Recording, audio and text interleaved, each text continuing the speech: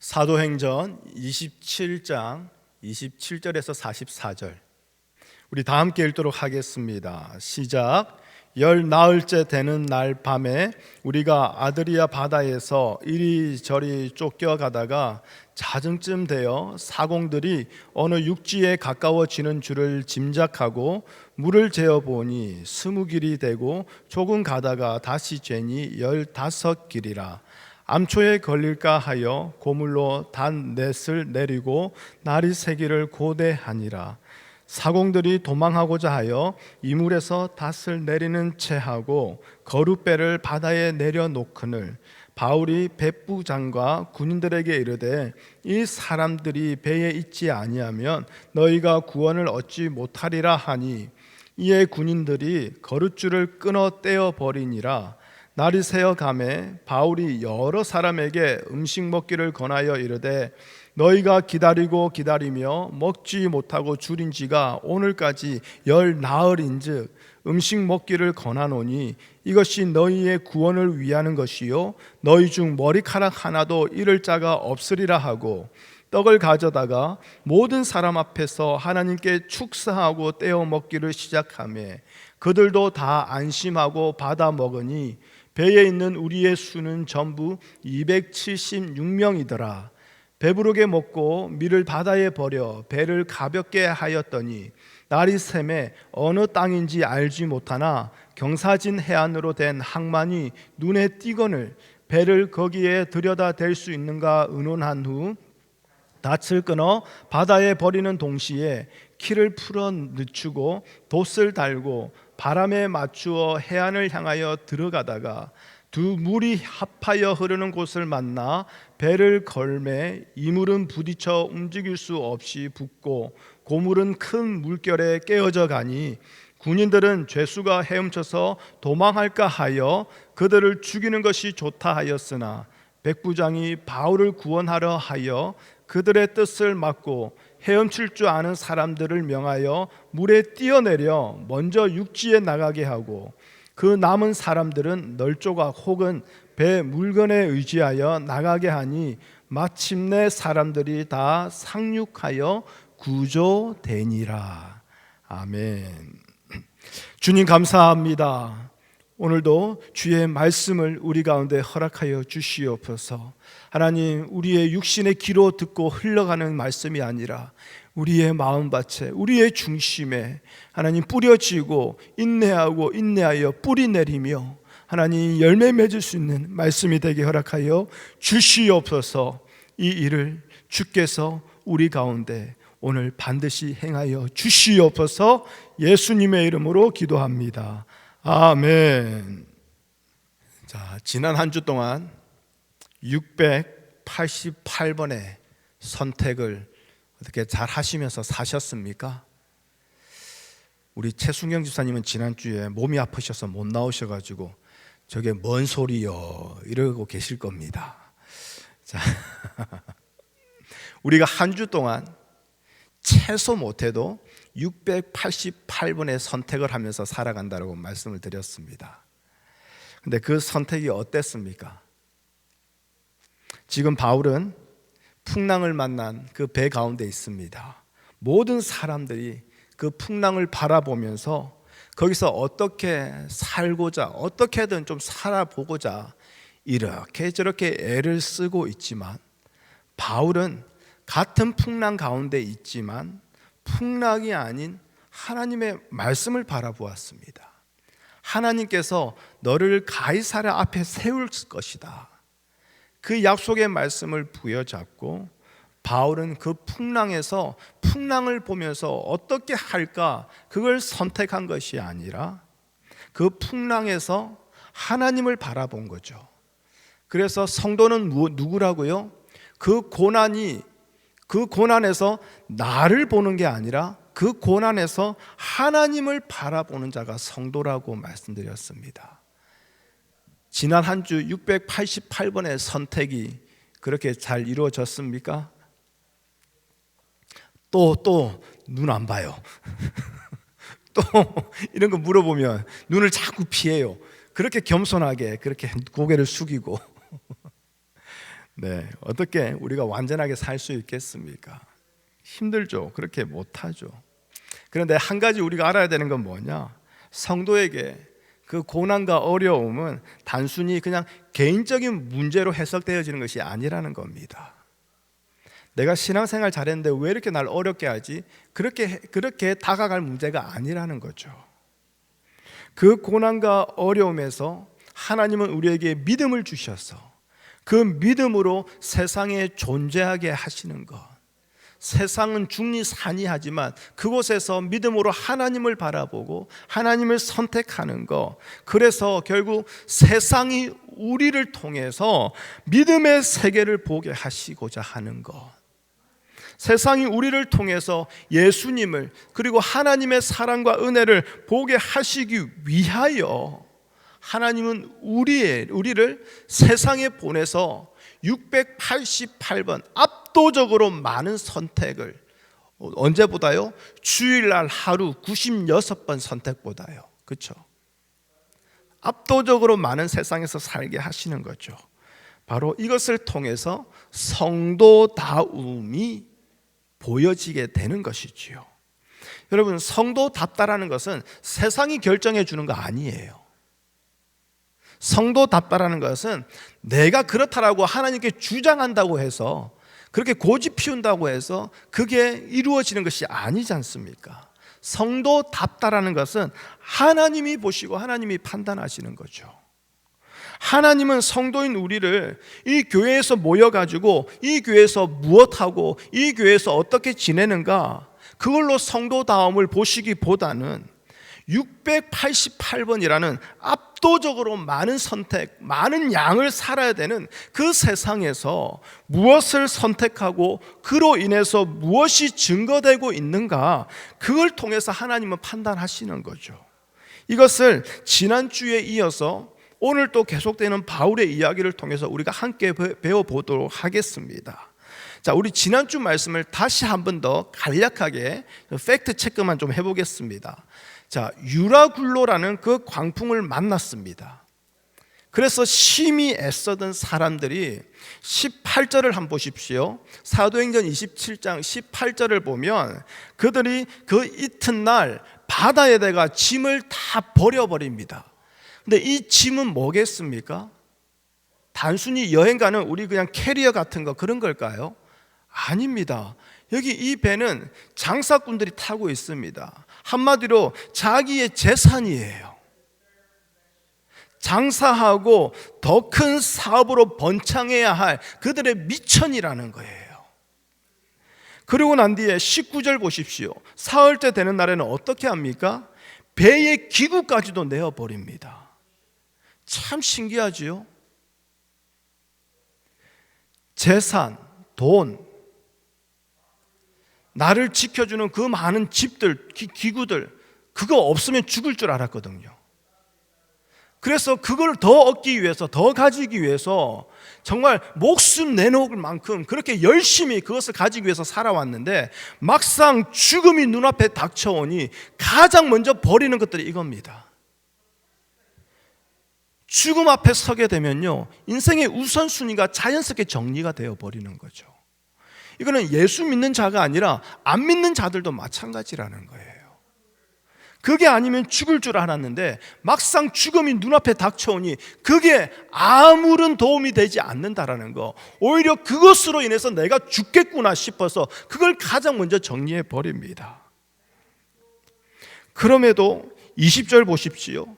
그렇게 노력했는데 20절 보면 큰 풍랑이 그대로 있음에 구원의 여망마저 없어졌다고 합니다. 그렇게 내가 아끼는 모든 걸 다 내려놓고 포기했음에도 불구하고 구원의 여망마저 사라져 버렸다는 거예요.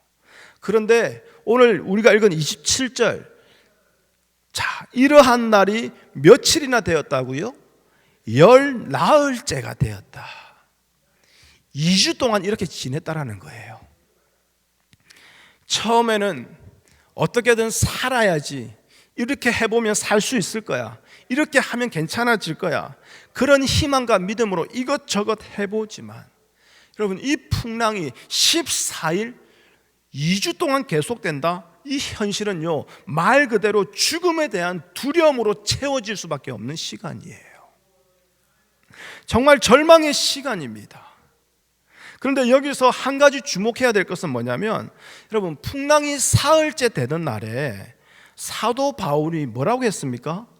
이 사람들에게 하나님께서 지켜주실 거야, 아무도 죽지 않을 거야, 안심하십시오. 그들에게 풍랑이 사흘째 되던 날 이미 말을 했다라는 거예요. 그런데 지금은 며칠 됐습니까? 열 나흘, 14일이 되었다라는 거예요. 3일째 그 말을 했는데 그 말하고 11일 동안 아무것도 변한 게 없다라는 거예요. 여러분, 참 서로 입장이 참 난처하지 않겠습니까? 담임 목사가 여러분에게 손을 얹어서 그 문제에 대해서, 어떠한 병에 대해서 기도하고 오늘 저녁에 하나님께서 그 병을 고쳐주신다고 하셨습니다. 염려하지 마십시오, 편안하게 가십시오. 그랬는데 2주 동안 아무 일이 안 일어나네.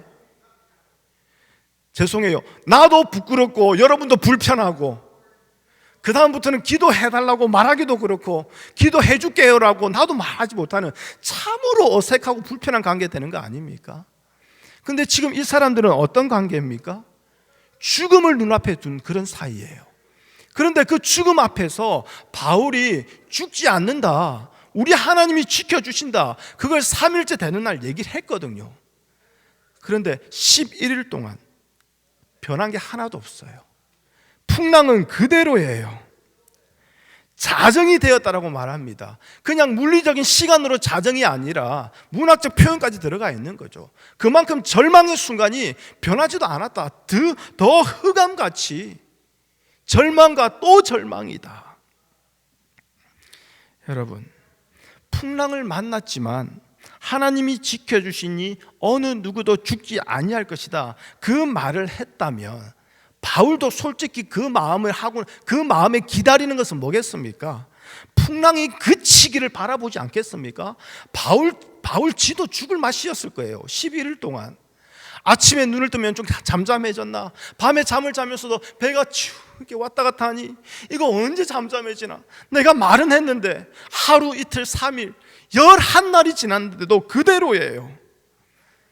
여러분, 그렇다면 아무리 하나님의 사자가 찾아와서 내 곁에 서서 말씀하신 거라 할지라도 다시 의심들지 않겠습니까?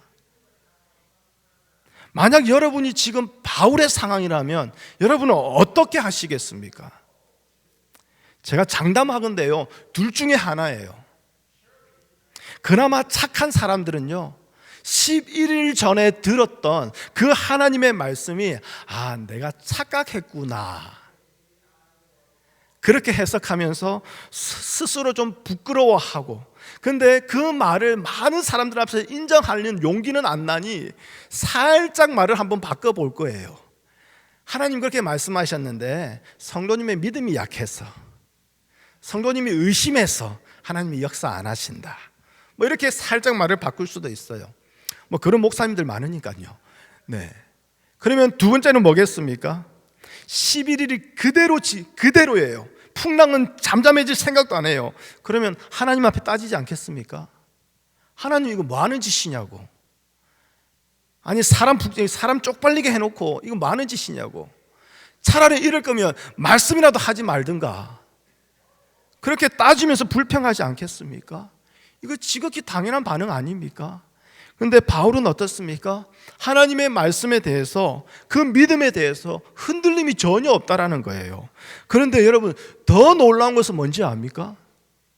바울은요, 그렇다 치더라도요, 바울과 함께 배에 타고 있는 276명, 이 사람들의 반응이 더 놀라워요. 로마 군사도 있습니다. 상인들도 있습니다. 뱃사람, 사공들도 있습니다. 선장도 있을 겁니다. 거기서 일하는 사람도 있을 겁니다.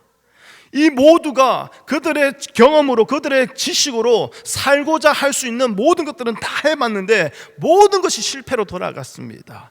이제는 그 표현 그대로 구원의 여망마저 없어진 그 현장에서 누군가가 와서 담대하라, 내가 다 해결해 줄게, 그렇게 말씀해 준다면 물에 빠진 사람이 지푸라기라도 잡는 심정으로 그 한마디 마지막 믿어보지 않겠습니까? 자신의 힘으로 해결할 수 없는 그 상황에서 누군가가 다가와서 그 모든 것을 책임지고 해결해 주겠다 하면요, 그걸 믿을 수밖에 없어요. 그렇죠? 제가 한국에서 군대를 제대하고 난 뒤에 미국을 유학 오기까지 한 1년 남짓의 시간이 있었어요. 그래서 그때 학교도 다니면서 또 아르바이트도 했어요. 뭐 노가다도 하고 이것저것 하고. 그런데 이렇게 아르바이트를 하는데 항상 이게 뭐 버스를 타고 다닌다든지 뭐 이 교통비가 좀 아까운 거죠. 그래서 스쿠터, 오토바이를 구입을 했어요. 한국에서는 중국집 오토바이죠. 스쿠터를 구입하고 그걸로 차비라도 아껴보자 하고 그걸 타고 다니면서 일을 했어요. 신나게 잘 타고 다녔습니다. 근데 그날은 유난히 피곤하고 아주 롱데이, 너무너무 힘들어서 조금이라도 빨리 집에 가서 씻고 밥 먹고 쉬고 싶다라는 마음이 참 강했어요. 그래서 그렇게 스쿠터를 타고 집에 돌아오는데 거기가요, 유턴을 하면 안 되는 자리거든요. 그런데 마침 맞은편에 차가 한 대도 안 오는 거예요. 마치 여기서 유턴을 해도 괜찮겠다는 마음이 드는 거예요. 그래서 그렇게 하면 안 되는데 집에 조금 더 빨리 가서 쉬고자 하는 마음에 거기서 유턴을 했어요.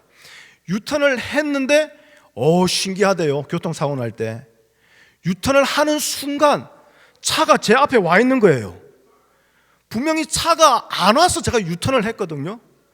그러니까 교통사고 나는 분들이 차가 없었다라고 말하는 게 이해가 되더라니까요. 차가 안 보였어요. 정말이에요. 맹세하고 차가 안 보였어요. 그런데 유턴을 하니까 차가 제 앞에 와 있는 거예요. 이게 마치 슬로우 비디오처럼 차가 이렇게 캉캉캉캉 제 앞에 다가오더라고요. 그러면서 그 운전하는 사람과 제가 눈이 마주쳤어요. 그리고 제가 하늘로 날아서 땅에 떨어지는데 제가 얼굴부터 떨어지는 순간 제가 찰나에게 순간 팔을 먼저 짚었던 것 같아요. 그러면서 이제 몸이 세워졌는데 얼굴부터 떨어지면서 이렇게 아스팔트에 처박은 거죠. 거기까지 기억납니다. 그리고 제가 정신을 잃었던 것 같아요. 눈을 떠보니 제가 앰뷸런스에 실려가고 있더라고요. 그리고 병원에 들어갔습니다. 다행히 제가 헬멧은 썼고요. 그리고 떨어질 때 팔을 먼저 짚어서 뭐 목이라든지 척추 이런 데는 아무런 이상이 없고 그냥 이렇게 긁히고 이렇게 멍을 좀 들었을 뿐이에요. 그래도 병원에서는 혹시 모르니 이것저것 이제 검사를 해보자 그러면서 병실에 누워 있습니다. 제 소식을 듣고 저희 아버지 어머니가 놀라서 달려왔어요.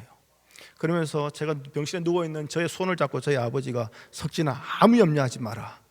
아빠가 다 해결해 줄게. 너는 네 몸만 회복해. 아빠가 다 해결해 줄게.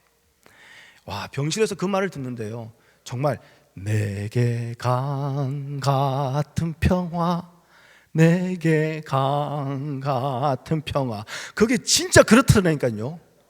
그 아버지 말씀에요, 제 마음 가운데요, 그 평안함이, 그 안심되는 그 마음이요, 진짜 강같이 이렇게 확 차오르더라니까요.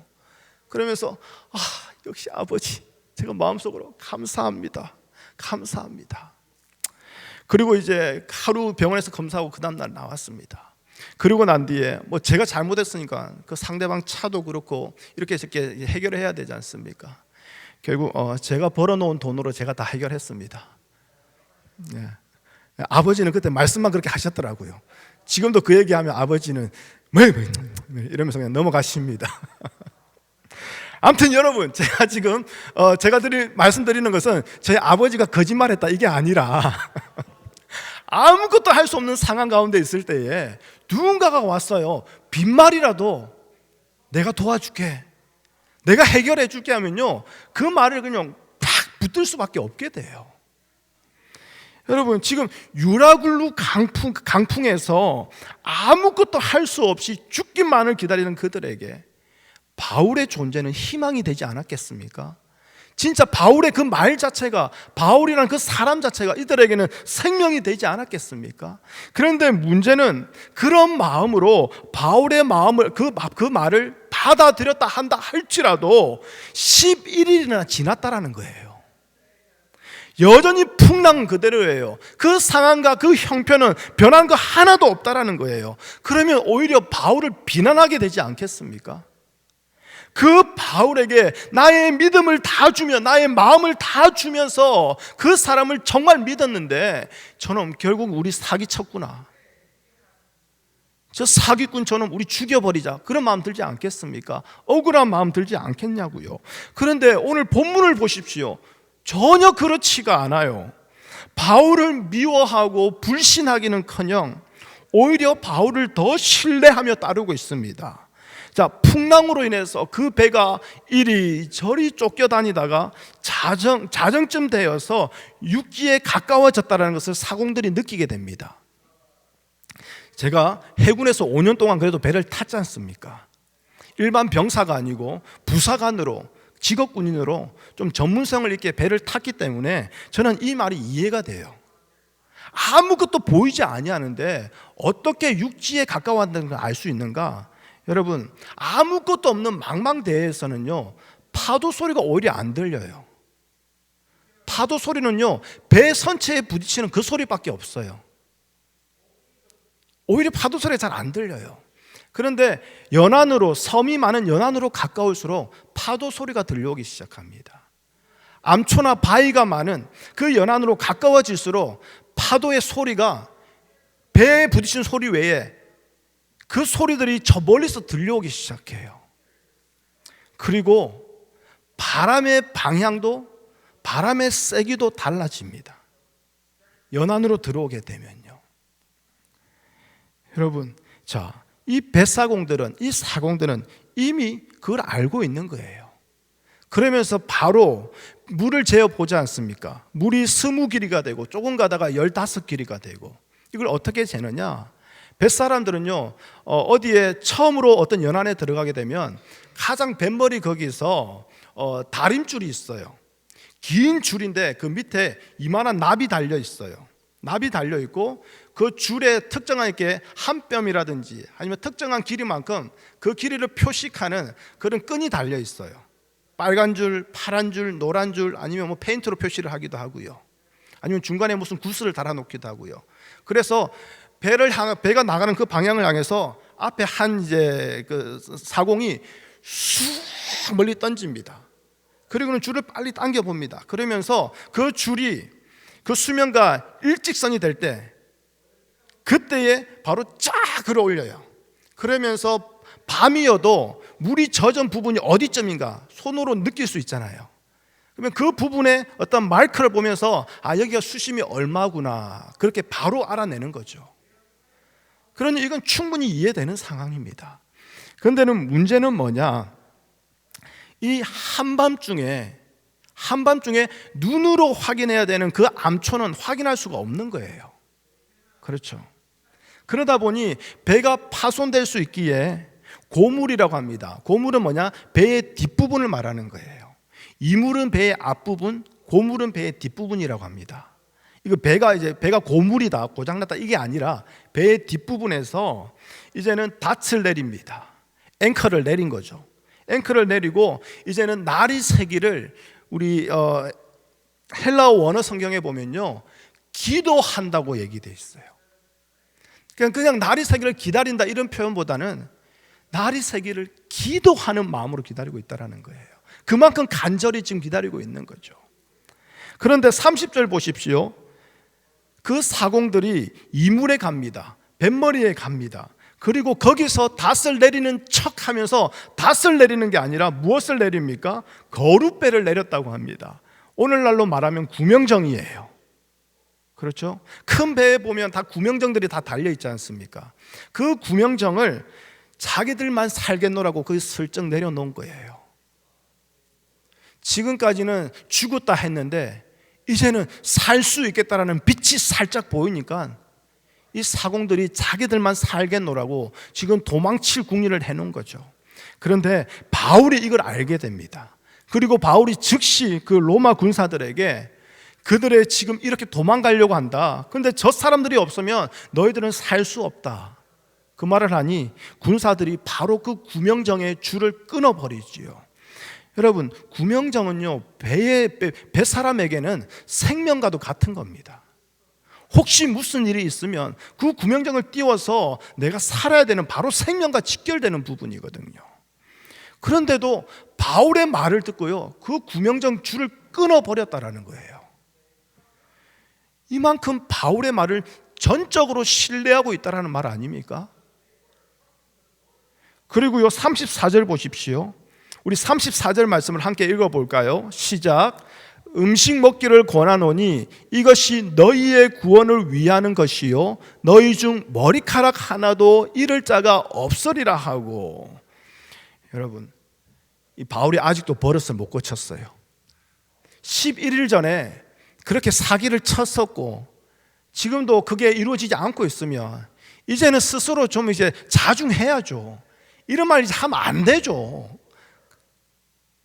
그렇게 사기 쳤는데 그 278명의 이 사람들이 다시 자신을 믿어주고 있다면 이제는 바울도 조심해야 되지 않습니까? 그런데 그 벌을 걔 못 준다고 또다시 이딴 소리를 하고 있네요. 또 하나님이 너희를 구해 주실 것이다, 살려 주실 것이다, 머리카락 하나 상하지 아니한다. 이거는 히브리식 표현이거든요. 하나님이 철저하게 너를 보호하신다, 바로 그 표현이란 말이에요. 그러면서 음식 먹기를 권하고 있습니다. 그리고 즉시 모든 사람들 앞에서 하나님께 축사하고 음식을 떼어주니 사람들이 먹기 시작합니다. 11일 전에 했던 말이 하나도 이루어지지 않았어요. 그 거짓말쟁이 바울이 그가 들이대었던 그 가짜 신, 그 하나님 앞에서 또 축사하고 있습니다. 축사한다, 영어로 보면 give thanks. 지금 이 상황 가운데 그 사기꾼 바울이 그 사기꾼이 믿는 하나님 앞에서 또 give thanks 하면서 음식을 떼어주고 있어요. 바울의 뻔뻔함에 화가 더 나지 않겠습니까? 그런데 36절을 보면 뭐라고 합니까? 그들도 다 안심하고 받아 먹는다라고 말합니다. 여러분, 이 같은 상황이 이해가 되십니까? 어떻게 이해를 해야 될까요? 여러분이 모든 마음을 다 주고 믿었던 친구인데 그 친구가 나의 모든 재산을 다 들고 사기치고 도망갔어요. 그리고 10년, 20년 뒤에 나는 여전히 그 아픔에, 그 어려움에 아직도 헤어나지 못하고 있는데 그 친구가 와서는 잘 지내냐고 아무 일 없는다는 듯이 그러면서 내가 또 널 도와줄게. 그러면 다시 그 친구의 말을 또 듣고 또 도와주고 할 수 있겠습니까? 이게 말이 안 되는 상황이잖아요. 그런데 어떻게 이런 결과가 나타나느냐 이 말입니다. 지금 바울과 함께 있는 그 276명의 사람들, 이 사람들은요 평소 하나님을 믿는 사람들도 아니에요. 이방 사람들입니다. 하나님을 알지 못하는 자들이에요. 풍랑이라는 그 죽음의 위기의 상황에서 정말 지푸라기라도 붙잡는 심정으로 바울의 말을 듣고 그래 네가 섬기는 그 하나님을 향해서 기대는 가져볼 수 있죠, 처음에는요. 그런데 이미 11일이 지났고 풍랑은 그대로입니다. 자정이라는 그 흑암 같은 그 상황과 그 형편에서 아무것도 바뀌지 않은데 그 상황에서 마지막 한 번 더 모든 힘을 짜내어서 믿어줬는데 사기를 친 그놈이 믿는 신 앞에서 또 땡스 기빙하고 나눠주는 그 음식 먹을 수 있겠냐 이 말입니다. 이들은 풍랑에서 하나님을 만났다, 또 하나님을 믿는 사람이 되었다라고 볼 수 없어요. 성경에는 그 어떤 것도 그렇게 얘기하는 구절도 없고요, 그렇게 짐작할 만한 증거도 하나 없습니다. 그렇다면 분명한 결론은 이거예요. 이 276명의 사람들은 바울을 신뢰한 거예요. 그렇죠? 하나님을 믿는 바울에게서 자신들과는 무언가 다른 것을 보게 되었다라는 거예요. 근데 자신들하고 무언가 다른 것이 뭐냐? 바로 하나님이었다라는 거예요. 살아도 죽어도 주를 위해서 살고 죽어도 주를 위해서 살고 오직 주의 십자가만을 증거하겠노라는 그 바울의 마음가짐, 그 바울의 신앙 고백을 본다면 바울은 지금 이 순간에도 하나님의 살아계심을 증거하고 나타내고 있는 유일한 한 명이었던 거죠. 그리고 이 바울은요 276명의 사람 중에 유일하게 평안을 누리고 있는 자라는 거예요. 그 바울을 통해서 이 사람들에게 하나님이 보여졌다라는 것, 그리고 난 뒤에 바울의 그 평안을 이들도 누리며 안심하게 되었다라는 거죠. 물론 본문에는 그들이 바울을 신뢰하게 된 어떠한 뚜렷한 그리고 명확한 어떠한 이야기를, 사건을, 원인을 밝히고 있지는 않습니다. 그런데 다만 한 가지 우리가 가능성으로 짐작해 볼 수 있는 것은 바울의 흔들림 없는 그 믿음이 이들에게 신뢰를 준 것이 아닌가, 바로 이것을 우리가 생각해 볼 수 있는 거죠. 제가 해군에서 다시 또 제가 자꾸 오늘 군대 얘기하는데요, 죄송해요. 제가 해군 생활 5년을 군 생활을 하면서요 배를 타고 나가면요 그 배 안은요 우리가 살아가는 이 사회하고는 또 다른 사회예요. 그 배 안에서만의 질서가 있어요. 그 배 안에서만의 어떤 이제 어떤 뭐랄까 자기들만의 세계가 있어요. 그래서 밖에서는 용납이 안 되는 건데 그 배에서는 괜찮은 그런 것들이 많이 있습니다. 여러분, 제가 배를 타고 세계 순항 훈련을 갔다 왔어요. 한 11개국을 갔다 왔거든요. 한 나라 정박할 때마다 4박 5일 정박을 합니다. 그러면 하루는 당직을 쓰고 나머지는 관광을 해요. 그 관광을 하면요 그때요 이 젊은 청년들이 뭘 하는지 알겠습니까? 뭘 하는지 아십니까? 낮에는 관광 다니고 밤에는 하나도 빠짐없이 술집을 그렇게 찾아갑니다. 바를 그렇게 찾아갑니다. 그리고 거기서 멈추지 아니하고 2차, 3차까지 갔다 옵니다. 그리고 밤에 돌아와서는 그것을 서로 자랑합니다. 그런데 그것이 아무렇지 않은 것이 바로 거기에요. 그곳에서 제가 5년 동안 군생활을 했거든요. 그러니 평소에 놀고 평소에 술 마시고 할 때는 자기들끼리 어울리다가도요 참으로 신기한 건 뭔지 압니까? 정말 인생에 고민이 있고 삶에 고민이 있을 때는요 저에게 찾아오더라니까요. 그렇게 술 먹고 그렇게 2차, 3차 어깨동무하면서 같이 가던 그 동료들이요 정말 인생의 중요한 문제, 그 문제는 예수 믿는 저에게 찾아오더라고요. 그때는 이해가 안 됐어요. 그때 저는 그 배 안에서 예배를 인도했거든요. 제가 특별히 예수 믿는 척 하려고 한 거 없어요. 예배 인도했고 주일날 수요일날 저녁마다 예배 인도하고 같이 기도했고 그렇게 산 게 다예요. 그리고 그들이 그렇게 2차, 3차 갈 때에 함께 가지 않았거든요. 그런데 그런 저에게 찾아와서 인생의 고민을 나누더라는 겁니다. 여러분, 믿음의 성도가 세상에서 이렇게 살아야 되지 않겠습니까? 유난히 예수 이름 외치고 하나님 이름 외치지 않는다 할지라도 세상이 우리를 향해서 뭔가 다른 것을 볼 수 있어야 되는 거죠. 그리고 뭔가 다른 것으로 인하여 저 사람을 향한 어떤 신뢰감이 생겨야 되지 않겠습니까? 여러분, 이게 바로 세상에서 살아가는 성도다움이에요. 성도다움을 그렇게 살아내는 자의 모습이라는 거예요. 우리 고린도후서 6장 8절 마지막에서 10절까지 말씀을 함께 볼까요? 말씀 보여주세요. 8절 마지막에 이렇게 되어 있습니다. 바울이 얘기한 거죠. 시작. 우리는 속이는 자 같으나 참되고 무명한 자 같으나 유명한 자요 죽은 자 같으나 보라 우리가 살아있고 징계를 받는 자 같으나 죽임을 당하지 아니하고 10절입니다. 근심하는 자 같으나 항상 기뻐하고 가난한 자 같으나 많은 사람을 부요하게 하고 아무것도 없는 자 같으나 모든 것을 가진 자로다. 할렐루야. 여러분, 이것이 바로 성도로 하나님의 택함을 입어 하나님의 부르심을 받은 우리의 존재의 실상이라는 거예요. 우리는 바로 저러한 자입니다. 여러분, 만일 바울에게요 믿음으로 인한 이러한 성도의 존재감, 이러한 성도됨이 그 안에 세워져 있지 않았다면 바울 역시 분명히 의심하고 원망했을 겁니다. 여러분 사도행전 27장 23절하고 24절을 보시면 하나님의 사자가 바울에게 찾아옵니다. 그리고 그의 곁에 서서 친히 말씀해 줍니다. 놀라운 일이지요. 그런데 이거 어디까지나 개인적인 경험 아닙니까? 276명의 사람들은 아무도 모르고 바울 혼자 아는 사건 아닙니까? 혼자 들은 말씀 아닙니까? 그러면 바울도 11일 동안 아무런 변화가 나타나지 않고 있으니 바울도 의심할 수 있죠. 불안해할 수 있죠. 하나님을 원망할 수 있죠. 그러게 하기에는 충분한 조건들 아닙니까? 그런데 바울은 끝까지, 정말 끝까지 자신을 보는 게 아니라 하나님을 보고 하나님의 말씀을 붙들고 있습니다. 여러분, 이것이 바로 성도다움의 차이예요. 세상이 할 수 없는 것을 하는 이것이 바로 성도다움이라는 거예요.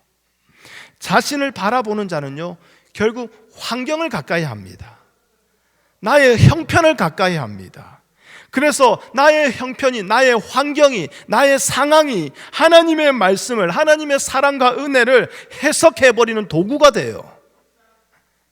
그런데 하나님을 바라보는 자는요, 나의 환경이 아니라 그 말씀을 가까이 합니다. 그 말씀이 하나님의 살아계심과 우리에게 부어주시는 그 하나님의 사랑과 은혜를 해석하는 도구가 되어지는 거예요. 이것이 바로 성도를 성도답게 하는 것이요, 동시에 성도다움의 증거가 이것을 통해서 나타나게 된다는 거죠.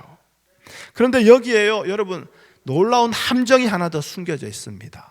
그게 뭐냐? 이렇게 성도답게 살아가게 되면요, 어느 순간 우리 사도행전 27장 39절에 나오는 그 말씀처럼요, 그 자전과 같은 어둠의 순간은 물러나고 날이 새어서 이제는 그토록 바랬던 그 육지가 어렴풋이 보여지는 희망으로 다가오는 그런 환경이 열리게 돼요. 그런 환경이 다가옵니다. 그런 상황이 다가옵니다. 심지어 40절을 보십시오. 지금까지 그렇게 그들을 괴롭혔던 그 광풍이, 그 풍랑이 이제는 순풍이 되어서 나의 편이 되어서 내가 원하는 것으로 밀어주고 있습니다. 그래서 그동안 올리지 못했던 그 돛을 올립니다. 그리고 움직이지 않겠노라고 그렇게 결박했던 그 닷을 이제 다 끊어버립니다. 그리고 이제는 앞으로 나아가게 되죠. 여러분, 이런 상황에서 우리는 또 자연스럽게 기대하게 됩니다. 무엇을 기대하게 될까요? 이제 하나님께서 우리를 해안까지 인도하시는구나, 허락하시는구나, 이제 우리 무사히 해안까지 가겠구나. 이거 당연한 기대 아닙니까? 여러분, 그러면서 순풍을 불게 하시고 해가 떠 해안이 보이게 하시는 그 모든 일들을 하나님이 우리에게 행하시는 일, 축복으로 그렇게 우리가 받아들이지 않겠습니까? 그런데 여러분, 41절 보십시오. 어떤 일이 일어납니까? 두 물이 합하는 곳을 만납니다. 뱃머리가 모래톱에 걸려버렸습니다. 그래서 더 이상 배를 움직일 수 없게 됩니다. 그런데 배 뒤쪽은 어떻습니까? 계속 큰 물결이 쳐와 파도가 쳐와 배를 때립니다. 영어로 보면 이렇게 파운딩 한다고 그래요. 여러분, 격투기 같은 그런 거 보면, 그렇죠, 선수를 눕혀놓고 막 위에서 파운딩을 한다고 하지 않습니까? 파도가 이 배 뒤쪽을 파운딩을 하고 있는 거예요. 계속 펀치를 하면서 배가 깨어지고 맙니다. 여러분, 하나님 참 독하시지요. 끝까지, 정말 끝까지 우리를 망하게 하시는 분이십니다. 우리가 신앙생활 좀 했다고 어느 순간 상황이 풀어지고, 어느 순간 상황이 좀 밝아지고, 어느 순간 뒤에서 순풍을 불어주면, 역시 내가 기도 좀 했더니, 역시 내가 말씀 좀 읽었더니, 역시 내가 10의 1조가 아니라 10의 2조를 드렸더니 하나님이 이렇게 복을 주시는구나. 그 생각마저도 하나님은 어떻게 해요? 끝까지, 정말 끝까지 쫓아가셔서 무너뜨리시는 분이십니다. 여러분, 스스로 신앙생활 좀 한다고 생각하실 때 그래서 삶의 형편이 좀 풀어질 때에 여러분, 그것을 내가 열심히 기도했기 때문이라고, 열심히 예배 드렸기 때문이라고 그렇게 착각하지 마십시오. 우리가 신앙생활한 결과는 우리가 예배 드리는 지금 이 순간마저도 나를 살아가기를 포기하지 아니하는 그런 우리에게 예수님이 오신 거예요. 예수님이 오셔서 우리를 안아주시는 거예요. 예수님이 오셔서 내가 너를 안다라고 말씀해 주시는 거예요. 예수 믿고 예수 안에서 그분의 은혜와 감격, 그분의 은혜와 사랑에 감격하며 살아가게 되는 거, 여러분, 이게 신앙생활을 통해서 받는 복 아닙니까? 그러니 풍랑이든 자정이든 또는 순풍이든 날이 샜든 하나님 어떠한 상황과 형편과는 아무런 상관없이 하나님은 어떠한 경우에도 살아계시고 선하신 분이십니다. 그 고백을 하게 되는 거 아닙니까? 여러분, 바울은요, 오랜 풍랑 속에서도 이제는 순풍이 불어 이제는 됐다라는 그 순간에도 배가 깨어지고 결국 배의 그 널조각에 의해서 겨우 목숨만을 구하게 되는 그 순간에도 끝까지, 정말 끝까지 하나님을 믿음으로 하나님은 분명 살아계시다는 것을 온 세상에 증거하고 보여주고 있습니다. 만약 바울이 그 환경으로 인해서, 그 형편으로 인해서 불안하고 의심했다면 그 배에 함께한 276명의 사람들에게는 하나님을 존재하지 아니하는 신, 있더라도 돌덩이 같은, 나무와 같은 그런 죽은 신으로 여겨졌을 거예요. 그저 자기들끼리 주일날 교회에 모여서 예배드리고 밥 먹고 친교하는 종교 모임, 사람들의 모임으로 그렇게 끝나졌을 거라는 거예요. 하나님이 우리를 성도로 부르셨고 세상에 보내셔서 그곳에 살게 하시는 이유가 있습니다. 우리를 통해서 하나님이 살아계시고 세상의 모든 일을 주관하시며 그러한 하나님의 주관 아래에, 그 하나님의 크신 은혜 아래서 우리가 살고 있다는 것을 증거하도록 하기 위해서 하나님은 우리를 세상에 보내어 살게 하시는 것이지요. 믿든 안 믿든 똑같이 햇빛을 봅니다. 공기를 마시고 살아갑니다. 그런데 믿는 우리는 어떠해야 됩니까? 그 햇빛과 공기를 누리고 사는 것 그 자체로 우리는 감사함으로써 세상 모든 사람들 또한 살아계신 하나님의 도우심과 은혜 아래 살고 있음을 증거해라는 것이지요. 그런데 어느 순간 이 은혜를 자꾸 잊어버립니다. 지금 눈앞에 보이는 유익을 위해서 688번의 선택을 매일 주일 아무렇지 않게 그냥 낭비해 버립니다. 그럼에도 내 뜻대로 되지 않으니 원망하고 불평하고 있다면 여러분, 세상은 우리에게서 결코 하나님을 보지 못하게 될 겁니다. 그런데 그런 우리는 하나님 앞에서 내가 성도라고 주장하고 있다면 여러분, 이게 무슨 아이러니한 상황입니까? 나는 성도라고 주장하는데 하나님은 내가 누군지 알지 못하겠다고 하고 계신다면 결국 성도인 척 흉내내고 있는 껍데기 성도 아니겠습니까? 여러분, 여러분의 상황과 형편을 보면서 신세 한탄하지 마십시오. 그것처럼 믿음을 멸시하는 행위도 없습니다. 믿음을 말하는 자가 자기 스스로 그 믿음을 짓밟고 있는 거예요. 우리는 주님의 것입니다. 아멘이십니까? 주님께서 자신의 것을 자신 마음대로 사용하시겠다라는데 거기에 우리가 무슨 할 말이 있겠습니까? 그저 주님 뜻대로 사용하시옵소서라고 주님께 우리의 모든 걸 맡기는 것 외에 질그릇인 우리가 그 토기장이에게 무엇을 할 수 있겠느냐 이 말입니다. 무명하고 죽은 자 같고 아무것도 없는 자 같이 살아가지만 그러나 결국은 모든 것을 가진 자, 이것이 바로 성도인 우리 아니겠습니까? 여러분, 예수님을 가진 자가 바로 우리입니다. 예수님을 따르는 자 바로 우리입니다. 세상이 할 수 없는 일을 이 세상에서 하며 살아가는 것, 그래서 그 예수님으로 인해서 모든 사람들 앞에서 무엇을 합니까? 축사할 수 있는 자, 기대 행사할 수 있는 자, 하나님께 감사할 수 있는 자, 이 자가 바로 그리스도인 성도 아니겠습니까? 여러분, 다시 말씀드립니다. 우리는요, 사도 바울과 같이 하나님의 살아계심과 하나님이 날마다 우리에게 베푸시는 은총과 자비하심과 도우심과 인도하심을 증거하기 위하여 우리는 오늘도 세상에서 살아가야 될 존재입니다. 이것을 잊지 않고 세상을 살아가신다면 우리는 매일매일 하나님의 기적을 체험하는 은혜를 누리며 살아갈 수밖에 없습니다. 아침에 눈을 뜨고 일어날 때에 이 하루도, 이 생명도 내 것이 아님에도 불구하고 오늘 나에게 살라고 하시는 하나님의 허락하심으로 말미암아 오늘 하루도 살아가게 될 때에 그 모든 순간이 감사함으로 우리 마음을 가득 채우지 않겠습니까? 여러분, 이처럼 날마다 하나님의 살아계심을 우리의 몸에 담고 살아가는 이 믿음이 우리를 끝까지, 정말 끝까지 담대하게 살아가게 하는 것이지요. 그리고 이렇게 살게 됨으로써 하나님을 증거하는 것, 이것이 바로 우리의 할 일이요, 우리의 사명입니다.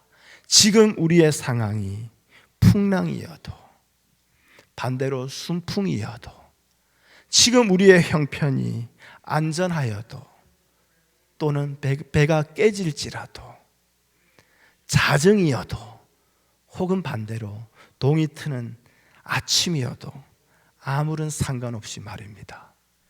우리 그렇게 살아갑시다. 언제까지요? 다 같이 한번 해볼까요? 시작. 끝까지, 정말 끝까지.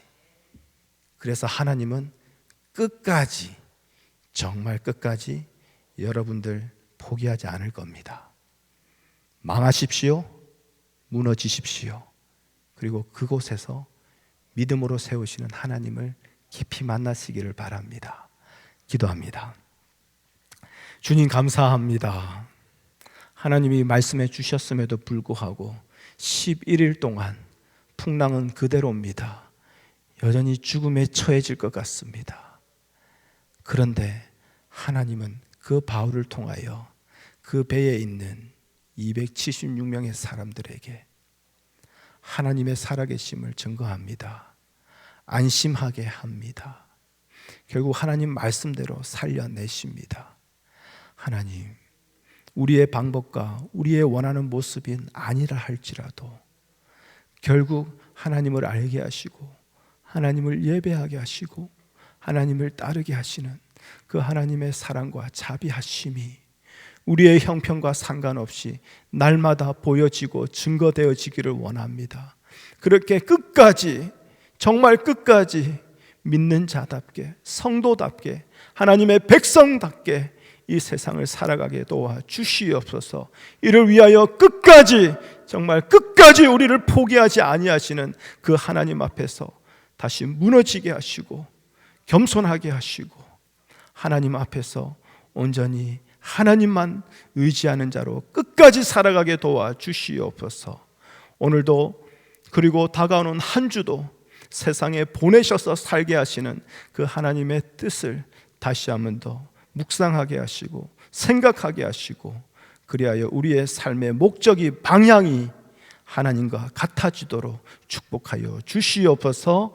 예수님의 이름으로 기도합니다. 아멘.